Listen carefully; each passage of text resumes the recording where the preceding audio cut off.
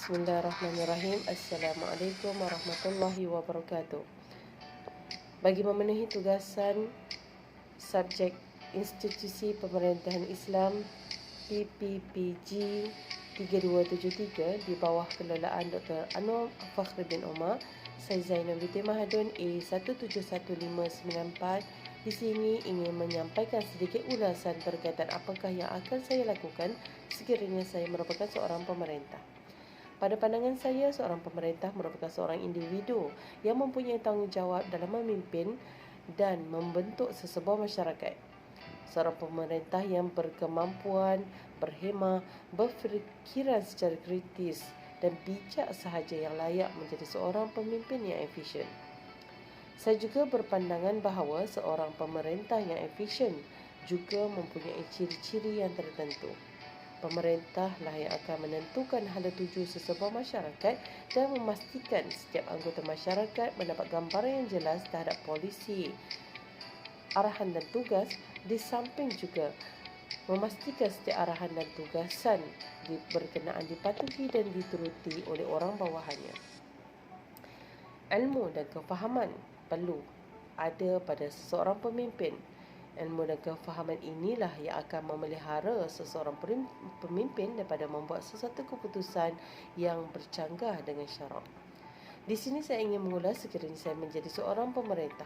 Pertama sekali, elemen atau sifat yang perlu diamalkan ialah bersederhana dari segi keterampilan dan dari segi semua aspek kehidupan, iaitu menjauhi kemewahan.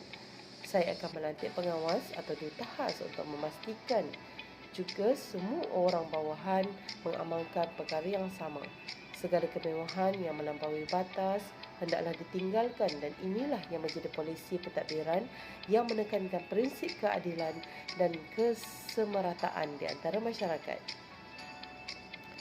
Yang kedua ialah bersifat amanah dan berintegriti. Saya juga akan melantik pengawas atau duta khas untuk memastikan bahawa kesemua dana-dana yang disalurkan oleh kerajaan kepada masyarakat ataupun gaji-gaji pekerja kerajaan diberi seadilnya dengan pemeriksaan integriti yang bijaksana. Tiada istilah makan gaji buta dan orang dalam di dalam sistem kerajaan. Seterusnya, dari sudut pemerintahan ataupun undang-undang di Malaysia yang mengamalkan dua sistem, semua rang undang-undang sivil dan syariah akan digombak semula dan disusun oleh satu badan perundangan dan pelaksanaan khas dengan membuat kajian yang bersungguh-sungguh dan teliti berdasarkan kes-kes lepas atau mendatang. Maka, mana-mana akta undang-undang yang terdapat dalam sivil yang bercanggah dengan syariat Islam, maka ia dimansuhkan atau diubah kepada perundangan yang mengikut kehendak syarak. Manakala akta atau enakmen undang-undang sivil yang tidak menyalahi undang-undang syariah, maka ia akan dimasukkan atau diperuntukkan ke dalam akta undang-undang syariah. Maka dengan ini, keharmonian di dalam kedua-dua sistem ini dapat dibentuk agar keseragaman dan kelancaran perundangan dapat dicipta. Di samping itu juga, kesemua ahli parlimen perlulah turun padang bertemu masyarakat, dan aktiviti beramal mesra bersama masyarakat hendaklah dipertingkatkan, tidak kira semasa musim pilihan raya ataupun tidak.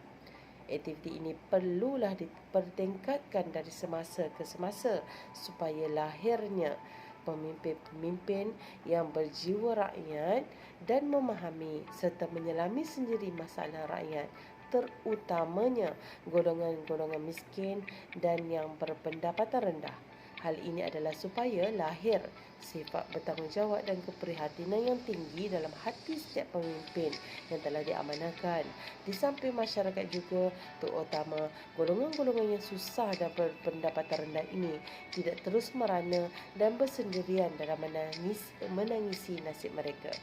Dengan itu, sebagai pemimpin yang bijaksana, perlulah bersifat merendah diri dan sentiasa mendekatkan diri kepada Allah supaya menjadi contoh dan tauladan kepada orang-orang bawahan dan masyarakat umumnya.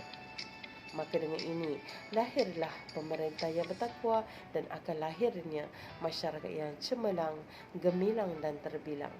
Dengan itu, saya sudahi ulasan ini dengan wabillahi taufiq wal hidayah. Wassalamualaikum warahmatullahi wabarakatuh.